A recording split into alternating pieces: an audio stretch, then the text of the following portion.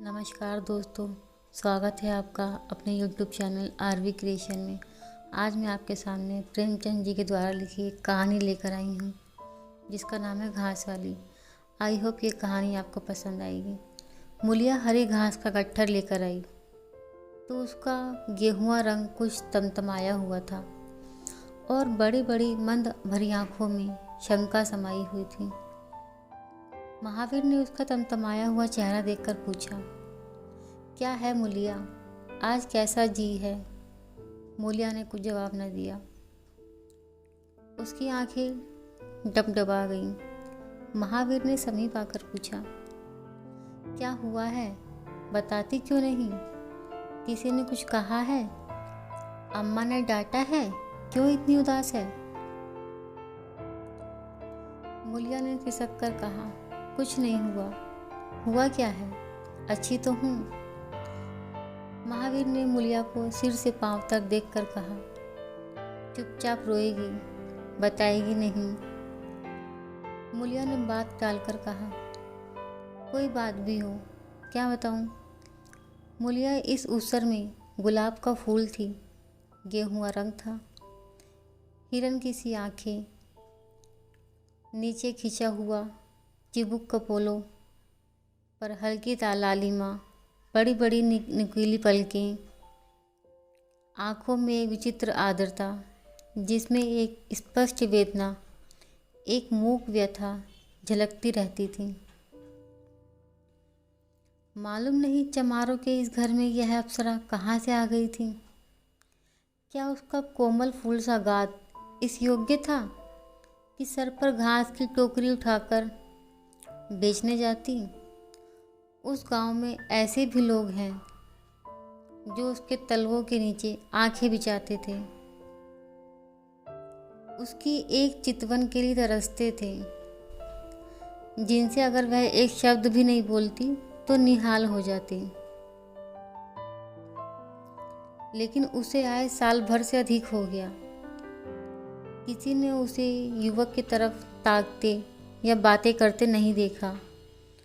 वह घास लिए निकलती तो ऐसा मालूम होता मानो उषा का प्रकाश सुनहरे आवरण में रंजित अपनी छटा बिखेरता जाता हो।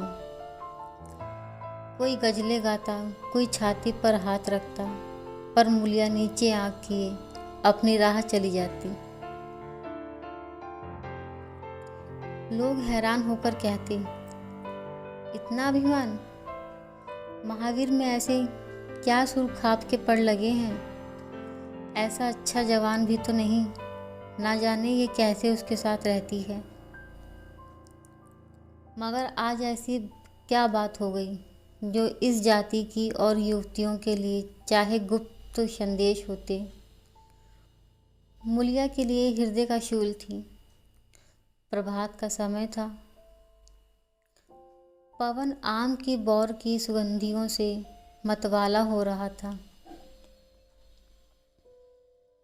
आकाश पृथ्वी पर सोने की वर्षा कर रहा था। मूलिया सिर पर झोवा उठाए रखे घास छीलने चली तो उसका गेहुआ रंग प्रभात की सुनहरी किरणों के कुंदन की तरह दमक उठा।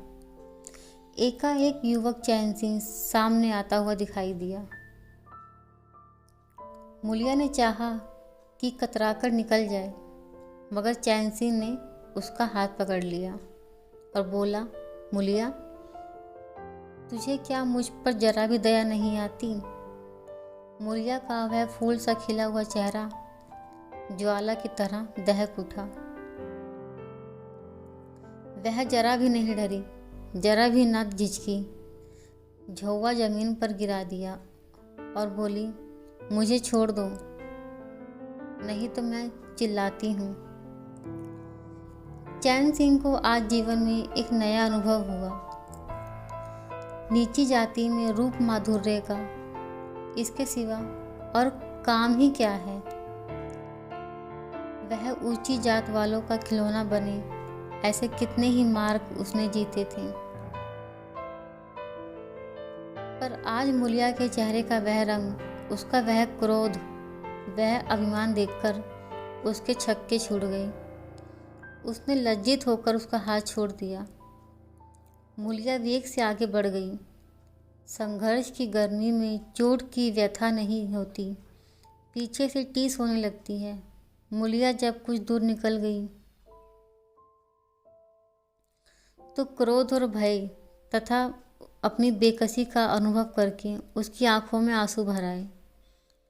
उसने कुछ देर जब्त किया, फिर सिसक सिसक कर रोने लगी। अगर वह इतनी गरीब ना होती तो किसी की मजाल थी कि इस तरह उसका अपमान करता। वह रोती जाती थी और घास छीलती जाती। महावीर का क्रोध वह जानती थी। अगर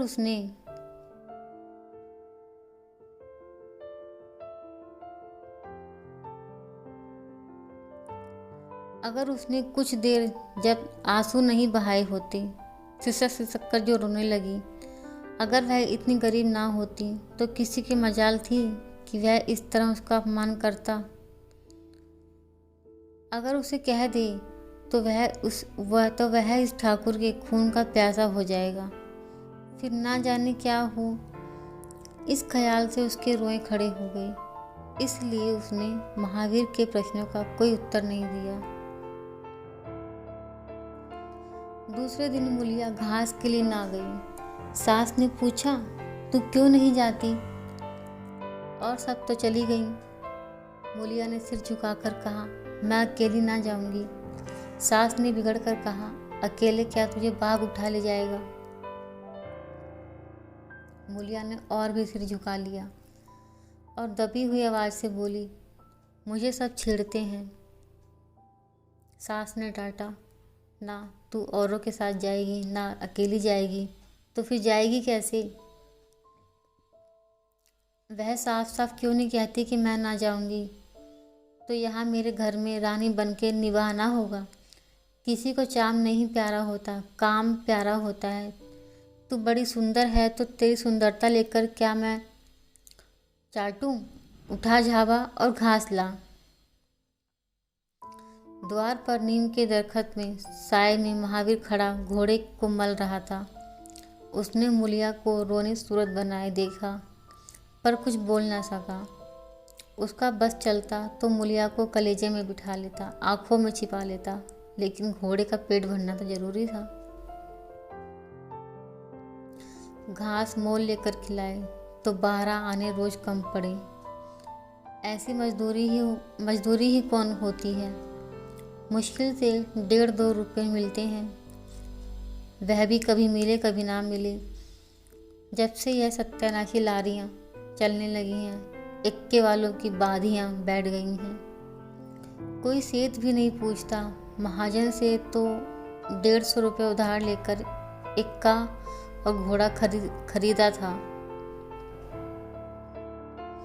मगर लारियों के आगे इक्के को कौन पूछता है? महाजन का सूद भी तो ना पहुंच सका। मूल का कहना ही क्या है? ऊपरी मन से बोला, ना मन हो तो रहने दो, देखी जाएगी। इस दिलजोई से मूलिया निहाल हो गई। बोली, घोड़ा खाएगा क्या? आज उसने कल का रास्ता छोड़ दिया और खेती की मेड़ों से होती हुई चली।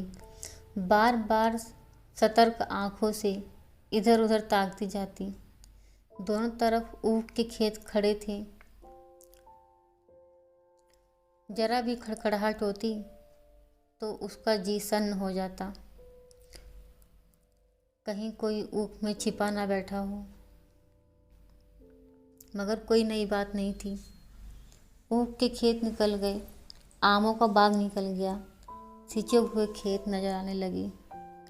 दूर के कुएं पर पुल चल रहा था। खेतों की मेड़ों पर हरी हरी घास जमी हुई थी। मूलिया का जी ललचा गया। यहाँ आधे घंटे में जितनी घास छिल सकती थी, सूखे मैदान में दोपहर तक ना छिल सकेगी। यहाँ देखता ही कौन है? कोई चिल्लाएगा तो चली जाऊंगी। वह बैठकर घास छिलने लगी और 1 घंटे में उसका झावा आधे से ज़्यादा भर गया। वह अपने काम में इतनी तन्मय थी कि उसने चैन सिंह के आने की खबर ना हुई। एकाएक उसने आहट पाकर सिर उठाया तो चैन सिंह को खड़ा देखा। मूलिया की छाती थक से हो गई। जी में आया भाग जाए, झावा उलट दे और खाली झावा लेकर चली जाए, पर चैन सिंह ने कई गज के फासले से ही रुककर कहा, डर मत, भगवान जानता है मैं तुझसे कुछ ना बोलूँगा। जितनी घास चाहे छिल ले, मेरा ही खेत है। मूलिया के हाथ सुन्न हो गई, खुरपी हाथ में जम सी गई, घास नज़र ही ना आती थी। जी चाहता था जमीन फट जाए और मैं समा जाऊं। जमीन आंखों के सामने तैरने लगी। चैन सिंह ने आश्वासन दिया, छिलती क्यों नहीं? मैं तुमसे कुछ कहता थोड़ी हूँ। यही रोज चली आया कर, मैं छिल दिया करूँगा। मूलिया चित्रलिखित सी बैठ गई। चैन सिंह ने एक कदम आगे बढ़ाया और बोला, तू मुझसे इतना डरती क्यों है? क्या तू समझती है मैं आज भी तुझे सताने आया हूँ? ईश्वर जानता है, कल भी तुझे सताने के लिए मेरा तेरा हाथ नहीं पकड़ा था। तुझे देखकर आप ही आप हाथ बढ़ गई। मुझे कुछ सूध ही ना रही। तू चली गई तो मैं वहीं बैठकर घंटों रोता रहा। जी में आता था हाथ काट डालूं, कभी जी चाहता था जहर खा लूं।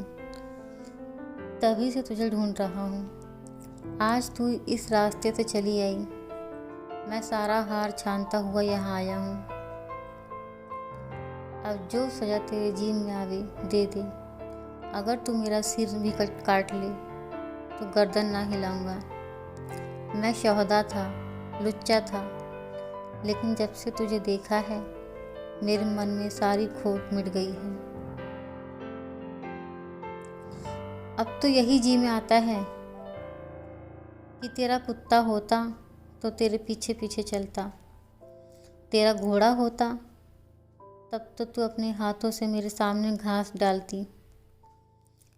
किसी तरह यह चोला तेरे काम आवे, मेरे मन की यह सबसे बड़ी लालसा है। मेरी जवानी काम ना आवे अगर मैं किसी खोट से ये बातें कर रहा हूँ। बड़ा भाग्यवान था महावीर जो ऐसी देवी उसे मिली। मूलिया चुपचाप सुनती रही, फिर नीचा सिर करके भोलेपन से बोली, तो तुम मुझे क्या करने को कहते हो? चैन सिंह ने अपने समीप आकर बोला, बस तेरी दया चाहता हूँ। मूलिया ने सिर उठाकर उसकी ओर देखा। उसकी लज्जा जाने कहाँ गायब हो गई। चुभते हुए शब्दों में बोली, तुमसे एक बात कहूँ, बुरा मत मानना, तुम्हारा ब्याह हो गया है या नहीं? चैन सिंह ने दबी आवाज में कहा, ब्याह तो हो गया है, लेकिन ब्याह क्या है, खिलवाड़ है। मूलिया के होठों पर अवहेलना की मुस्कुराहट झलक पड़ी। बोली, फिर भी अगर मेरा आदमी तुम्हारी औरत से इस तरह बातें करता तो तुम्हें कैसा लगता? तुम उसकी गर्दन काटने पर तैयार हो जाते कि नहीं? बोलो, क्या समझते हो कि महावीर चमार है तो उसकी देह में लहू नहीं है, उसे लज्जा नहीं है, अपने मर्यादा का विचार नहीं है? मेरा रूप रंग तुम्हें बहता है। क्या घाट के किनारे मुझसे कहीं सुंदर औरतें नहीं घूमा करती हैं? मैं उनके तलवों की बराबरी भी नहीं कर सकती। तुम उसमें से किसी से क्यों नहीं दया मांगते? क्या उनके पास दया नहीं है? मगर वहाँ तुम ना जाओगे, क्योंकि वहाँ जाते तुम्हारी छाती दहलती है। मुझसे दया मांगते हो इसलिए ना कि मैं चमारिन हूँ, नीच जाति हूँ, और नीच जाति की औरतें जरा सी गुड़ की धमकी व जरा सी लालच से तुम्हारी मुट्ठी में आ जाएंगी। कितना सस्ता सौदा है। ठाकुर हो ना, ऐसा सस्ता सौदा क्यों छोड़ने लगी? चैन सिंह लज्जित होकर बोला, मूला यह बात नहीं है, मैं सच कहता हूँ, इसमें ऊंच नीच की बात नहीं है। सब आदमी बराबर हैं। मैं तो तेरे चरणों पर सिर रखने को तैयार हूँ। मुलिया, इसलिए ना कि जानते हो मैं कुछ नहीं कर सकती। जाकर किसी खतरानी के चरणों पर सिर रखो तो मालूम हो कि चरणों पर सिर रखने का फल क्या मिलता है। फिर यह सिर तुम्हारी गर्दन पर ना रहेगा। चैन सिंह शर्म की जमीन में गड़ जाता है। उसका मुंह ऐसा सूख गया था मानो महीनों की बीमारी से उठा हो। मुंह से बात ना निकलती थी। मुलिया इतनी वाकपटु है, इसका उसे गुमान भी ना था। मुलिया फिर बोली, मैं भी रोज बाजार जाती हूँ, बड़े बड़े घरों का हाल जानती हूँ। मुझे किसी बड़े घर का नाम बता दो जिसमें कोई साइस, कोई कोचवान, कोई कहार, कोई पंडा, कोई महाराज ना घुसा बैठा हो। यह सब बड़े घर की लीला है। और वह औरतें जो कुछ करती हैं ठीक करती हैं। उनके घर वाले भी तो चमारिनों और कहारिनों पर जान देते फिरते हैं। लेना देना बराबर हो जाता है। बेचारे गरीब आदमियों के लिए यह बातें कहाँ। मेरे आदमी के लिए संसार में जो कुछ है मैं हूँ।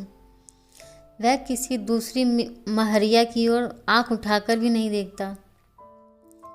संयोग की बात है कि मैं तनिक सुंदर हूँ, लेकिन मैं काली कलूटी भी होती तब भी वह मुझे इसी तरह रखता। इसका मुझे विश्वास है। मैं चमारिन होकर भी इतनी नीच नहीं हूँ कि विश्वास का बदला खोट से दूँ। हाँ, वह अपने मन की करने लगे, मेरी छाती पर मूंग दलने लगी तो मैं भी उसकी छाती पर मूंग दलूंगी। तुम मेरे रूप ही के दीवाने हो ना। आज मुझे माता निकल आए, कानी हो जाऊं तो मेरी और ताको की भी नहीं। बोलो, झूठ कहती हूँ? चैन सिंह इनकार ना कर सका। मुलिया ने उसी गर्व से भरे हुए स्वर में कहा, लेकिन मेरी एक नहीं दोनों आंखें फूट जाएं, तब भी वह मुझे इसी तरह रखेगा। मुझे उठावेगा, बैठावेगा, खिलावेगा। तुम चाहते हो मैं ऐसे आदमी के साथ कपट करूं? जाओ, अब मुझे कभी ना छेड़ना, नहीं तो अच्छा ना होगा। जवानी जोश है, बल है, दया है, साहस है, आत्मविश्वास है, गौरव है और सब कुछ है जो जीवन को पवित्र, उज्जवल और पूर्ण बना देता है। जवानी का नशा घमंड है, निर्दयता है, स्वार्थ है, शेखी है, विषय वासना है, कटुता है और वह सब कुछ है जो जीवन को पशुता, विकार और पतन की ओर ले जाता है। चैन सिंह पर जवानी का नशा था। मुलिया के शीतल छींटों ने नशा उतार दिया। जैसे उबलती हुई चाशनी में पानी के छींटे पड़ जाने से फैन मिट जाता है, मैल निकल जाता है और निर्मल शुद्ध रस निकल आता है। जवानी का नशा जाता रहा, केवल जवानी रह गई। कामिनी के शब्द जितनी आसानी से दीन और ईमान को गारत कर सकते हैं, उतनी ही आसानी से उनका उद्धार भी कर सकते हैं। चैन सिंह उस दिन से दूसरा ही आदमी हो गया। गुस्सा उसकी नाक पर रहता था। बात बात पर मजदूरों को गालियां देना, डांटना, पीटना उसकी आदत थी। असामी उससे थर थर कांपते थे। मजदूर उसे आते देखकर अपने कामों में चुस्त हो जाते थे। पर ज्यों ही उसने इधर पीठ फेरी और उन्होंने चिलम पीना शुरू कर दिया, सब दिल में उससे जलते थे, उसे गालियां देते थे। मगर उस दिन से चैन सिंह इतना दयालु, इतना गंभीर, इतना सहनशीलता हो गया कि लोगों को आश्चर्य होने लगा। कई दिन गुजर गए थे। एक दिन संध्या समय चैन सिंह खेत देखने गया। पूर चल रहा था। उसने देखा कि एक जगह नाली टूट गई है और सारा पानी बहा चला जाता है। क्यारियों में पानी बिल्कुल नहीं पहुंचता, मगर क्यारी बनाने वाली बुढ़िया चुपचाप बैठी है। उसे इसकी जरा भी फिक्र नहीं है कि पानी क्यों नहीं आता। पहले यह दशा देखकर चैन सिंह आपे से बाहर हो जाता। उस औरत की इस दिन मजदूरी काट लेता था और पुर चलाने वालों की घुड़कियां जमाता। पर आज उसे क्रोध नहीं आया। उसने मिट्टी लेकर नाली बांध दी और खेत में जाकर बुढ़िया से बोला, तू यहाँ बैठी है और पानी सब बह जा रहा है। बुढ़िया घबराकर बोली, अभी खुल गई होगी राजा, मैं अभी जाकर बंद कर देती हूँ। यह कहते हुए वह थरथर कांपने लगी। चैन सिंह ने उसको दिलजोई करते हुए कहा, भाग मत, मैंने नाली बंद कर दी है। बुढ़ऊ कई दिन से नहीं दिखाई देते, कहीं काम पर जाते हैं कि नहीं। बुढ़िया गदगद होकर बोली, आजकल तो खाली ही बैठे हैं भैया, कहीं काम नहीं लगता। चैन सिंह ने नर्म भाव से कहा, तो हमारे यहाँ लगा दे, थोड़ा सा सन रखा है, उसे काट दे। यह कहता हुआ वह कुएं की ओर चला गया। यहाँ 4 पुर चल रहे थे, पर इस वक्त 2 हकवे बैर खाने गए थे। चैन सिंह को देखते ही मजदूरों की होश उड़ गई। ठाकुर ने पूछा, 2 आदमी कहाँ गए? तो क्या जवाब देंगे? सब के सब डांट खाएंगे। बेचारे दिल में सहमे जा रहे थे। चैन सिंह ने पूछा, वह दोनों कहाँ चले गए? किसी के मुंह से कुछ आवाज़ ना निकली। सहसा सामने से दोनों मजदूर धोती के एक कोने में बैर भरे आते दिखाई दिए। खुश बात करते चले आ रहे थे। चैन सिंह पर निगाह पड़ी तो दोनों के प्राण सूख गए। पाँव मन बन भर के हो गया। अब ना आते बनता है न जाते। दोनों समझ गई कि आज पक्का डांट पड़ेगी, शायद मजूरी भी कट जाए। चाल धीमी पड़ गई। इतने में चैन सिंह ने पुकारा, बढ़ जाओ। कैसे बेर हैं? लाओ जरा मुझे भी तो दो, मेरे ही पेड़ के हैं ना। दोनों ओर भी सहम उठे। आज ठाकुर जीता न छोड़ेगा। कैसा मीठा खाकर बोल रहा है, उतनी ही भीगो कर लाएगा। बेचारे और भी सिकुड़ गए। चैन सिंह ने फिर कहा, जल्दी से चले आओ, पक्की सबसे मैं ले लूँगा। जरा एक आदमी लपक कर घर से थोड़ा सा नमक तो ले आओ। तुम भी दोनों आ जाओ। उस पेड़ के बेर मीठे होते हैं, बेर खा लो, काम ही तो करना है। अब दोनों भगोड़ों को कुछ ढारस हुआ। सभी ने जाकर सब बेर चैन सिंह के आगे डाल दिए और पक्के छाट कर उसे देने लगे। एक आदमी नमक लाने दौड़ा। आधा घंटे तक चारों पुर बंद रहे। जब सब बेर उड़ गए और ठाकुर चलने लगे, तब दोनों अपराधियों ने हाथ जोड़कर कहा, भैया जी, आज जान बख्शी हो जाए, बड़ी भूख लगी थी, नहीं तो कभी न जाते। चैन सिंह ने नम्रता से कहा, तो इसमें बुराई क्या हुई? मैंने भी तो बेर खाए हैं। एक आधा घंटा हरज हुआ या नहीं? तुम चाहोगे तो घंटे भर का काम आधे घंटे में कर दोगी, और ना चाहोगी दिन भर में भी घंटे भर काम ना होगा। चैन सिंह चला गया तो चारों बातें करने लगी। एक ने कहा, मालिक इस तरह कर रहे हैं तो काम करने में जी लगता है, यह नहीं कि हरदम छाती पर सवार रहे। दूसरा, मैंने तो समझा आज कच्चा ही खा जाएंगे।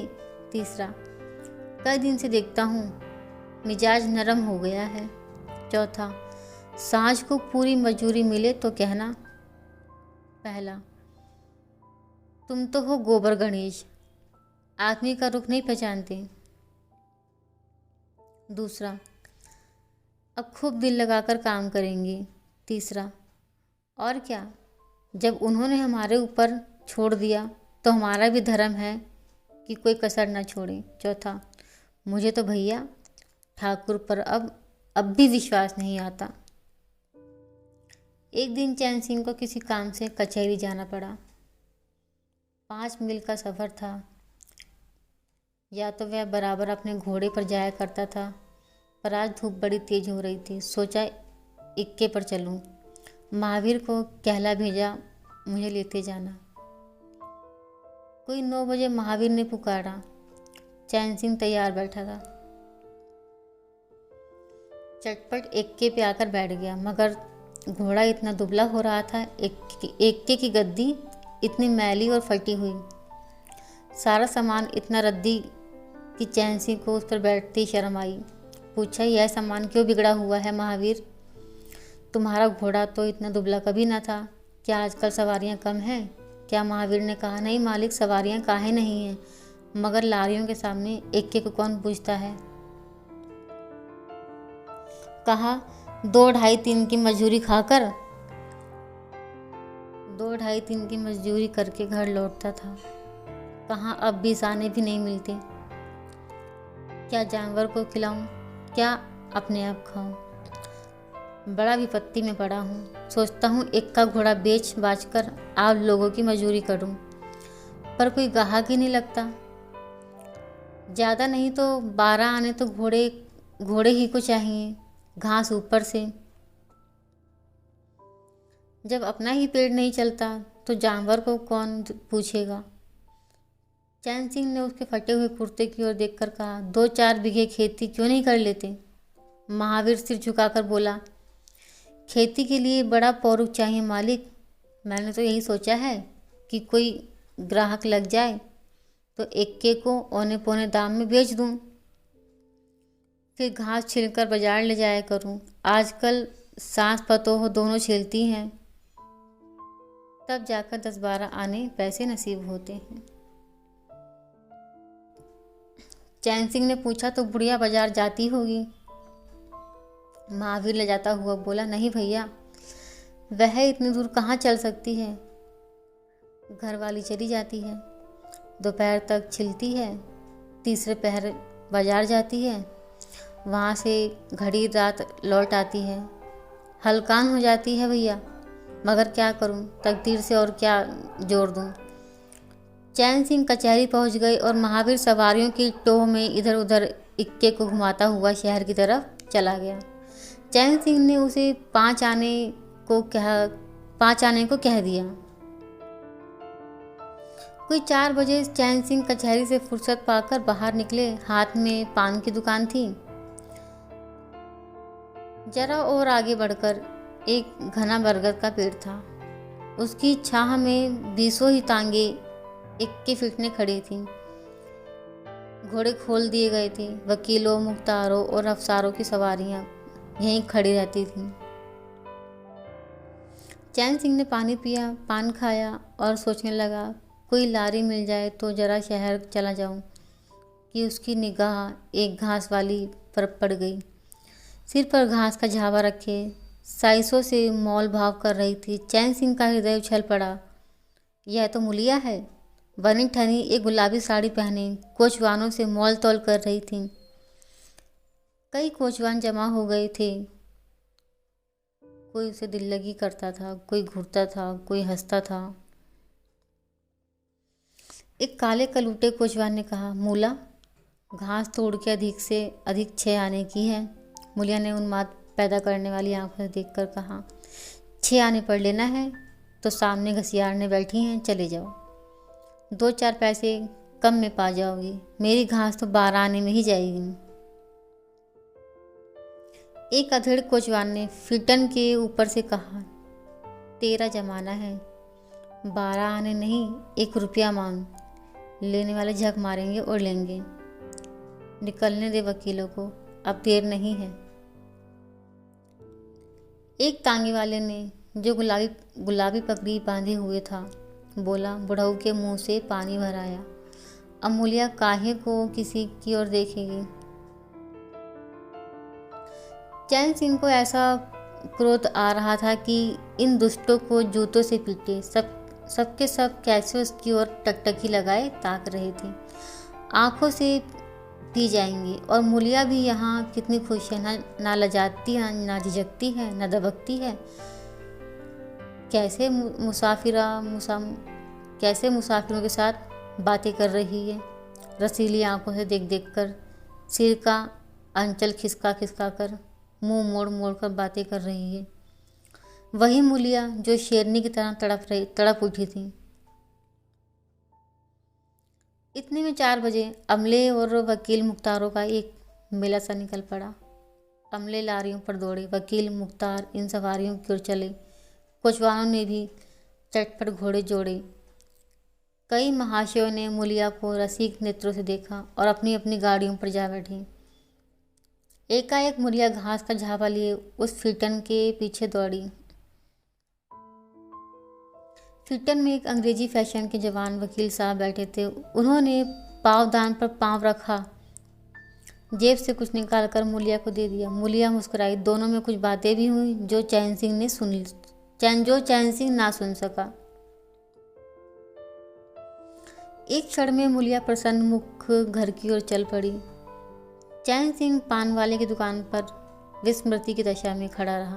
पान वाले ने दुकान बढ़ाई, कपड़े पहने और कैबिन का द्वार बंद करके नीचे उतरा तो चैन सिंह की समाधि टूटी। पूछा, क्या दुकान बंद कर दी?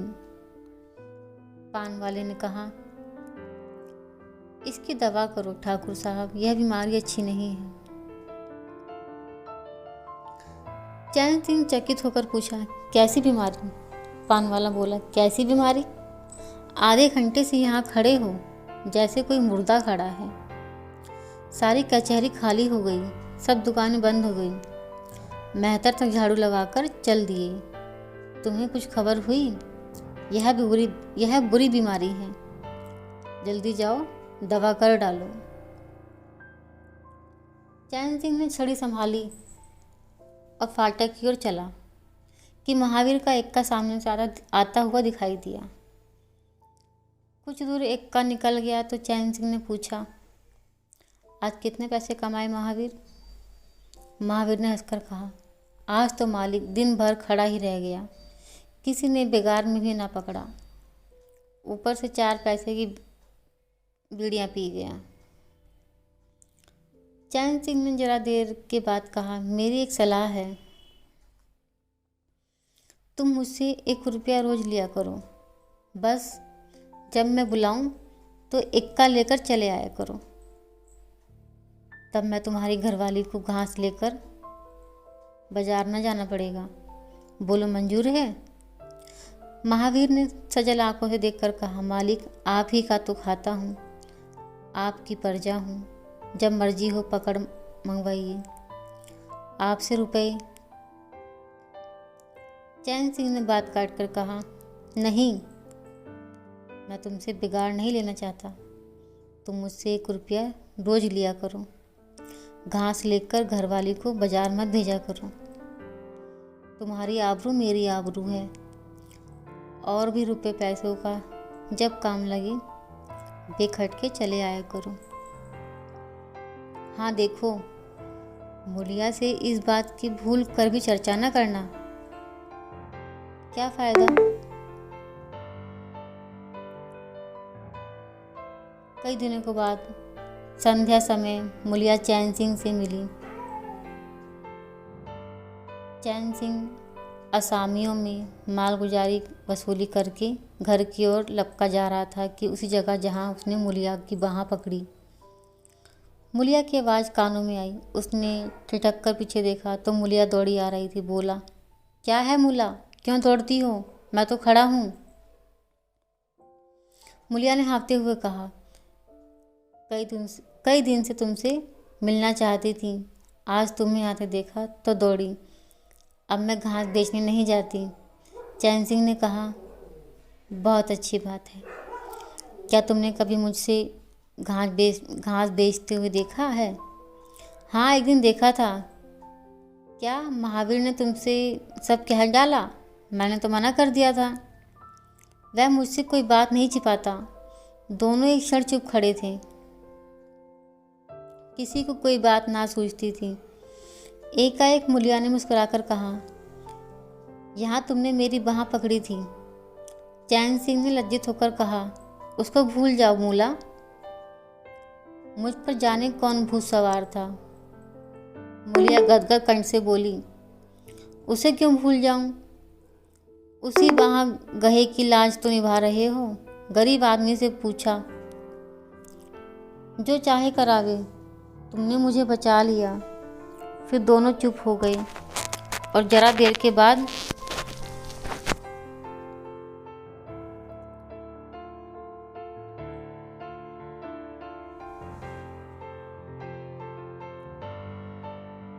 के बाद मुलिया ने फिर कहा, तुमने समझा होगा। मैं हंसने बोलने में मगन हो रही थी। चैन सिंह ने बलपूर्वक कहा, नहीं मुलिया, मैंने एक क्षण के लिए भी नहीं समझा। मुलिया मुस्कुराकर बोली, मुझे तुमसे यही आशा थी और है। पवन सींचे हुए खेतों में विश्राम करने जा रहा था। सूर्य निशा की गोद में विश्राम करने जा रहा था और उस मालिन प्रकाश में चैन सिंह मुलिया की विलीन होती हुई रेखा को खड़ा देख रहा था।